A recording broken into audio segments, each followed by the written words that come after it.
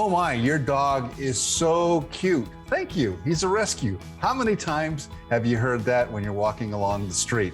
Well, Rebecca Tynes has written a book called I Will Take You Home. And I think that book is right behind you there. One Woman's Obsession to Save Them All. That's true, isn't it? You have kind of dedicated your life to saving these dogs and cats and pets in general. Welcome. Yeah, thank you very much for having me on your show. What started it all for you? What was the thing that made you decide that this was a mission for you? You know, originally about 25 years ago, I started volunteering at a small no-kill shelter that was just 20 minutes from my home. And I loved it because I just adore animals. I mean, my pets are really my favorite things in my life. But over there, it was a no-kill shelter. Just a quick little jaunt over the hill from Jackson Hole, Wyoming, over the pass to Idaho. And I started fostering their animals. Well, fostering one animal wasn't enough for me, and it definitely wasn't enough for all the cats and dogs that were sitting behind bars on cold concrete floors. So I began mobile adoptions, and that's when my friends and I brought the animals into the eye of the community in really highly visible locations. And that was in front of our really large grocery store.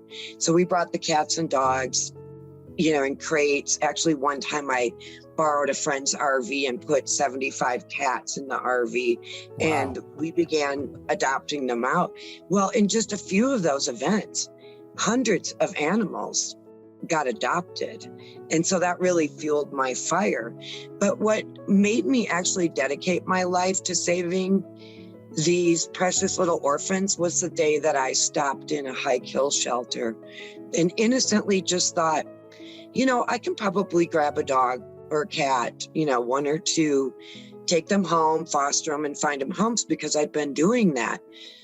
Well, what I didn't know was that I was going to see hundreds of animals that I was going to have to leave behind. But that particular day, my life changed. Yes. And I filled my car with crates, cats, and dogs. And that's really how my obsession began. Wow. You are indeed special. I actually have a very special friend who does this in the Tampa area. And he and his partner have 12 or 13 dogs in their tiny little house in Paso Grosso. And he's adamant about rescuing dogs, and this has become a passion for him. And tell me what it is about that resonates with you, the reason that you need to do this. Well, first of all, I think that it's our moral obligation to save them, as most Americans do. I feel that for an innocent animal who hasn't committed a crime to be falsely imprisoned, like I said before, on cold concrete behind bars, just waiting to be taken home.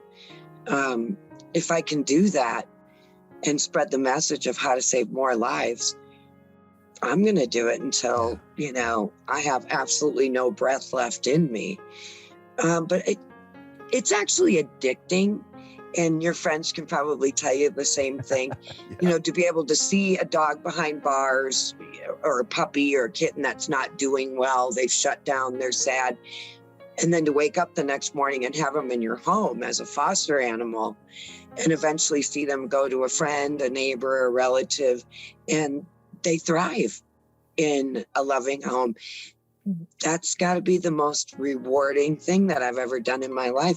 And it's given my life a great sense of purpose and also a tremendous amount of joy. No, that so resonates with me. I've done it several times, I think 4 or 5 times in my life. And it really gives you, you're right, it gives you great joy. How can we help? What should we know about adoption and what responsibilities we have in that area? Well, I'm really glad you asked. And that's a major reason why I wrote my book. First of all, I really like to entertain people and make them laugh. So the stories are, like I said, pretty yes, funny. Yes, they are. They're really funny. But what's most important is embedded in each story, you know, are the solutions on how we can take our country to become a no-kill nation. So those programs are directly related to your question. What can we do to help? Number one is to adopt animals.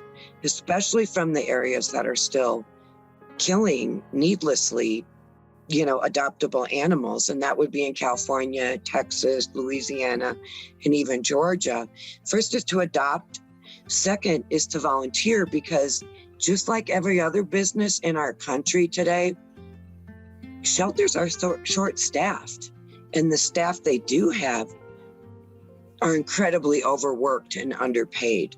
So when you volunteer to help the shelters and the animal rescues that are dedicated to helping shelters, you're helping those organizations give care to the animals. So volunteering is great, but fostering also opens up this needed cage space, because in the third year of the pandemic, we're seeing an incredible increase in owners surrendering their pets. So euthanasia in our shelters today has actually risen, and that can be stopped as long as people adopt, donate to these groups. Any amount of a contribution doesn't have to be big, doesn't have to be, it can be small. All those contributions and donations help keep the doors open at these shelters and these rescues. So just to highlight, volunteer, of course, adopt, foster, and donate. And also keep your pets spayed and neutered. Yeah. I remember Bob Barker used to say that all the time. And Betty White. And Betty White, that's right. Yeah. Well, Rebecca, thank you so much. Again, the book is called I Will Take You Home, One Woman's Obsession to Save Them All. Such a pleasure talking to you. Thank you so much for being with us. Oh, and thanks for having me on. I really appreciate it.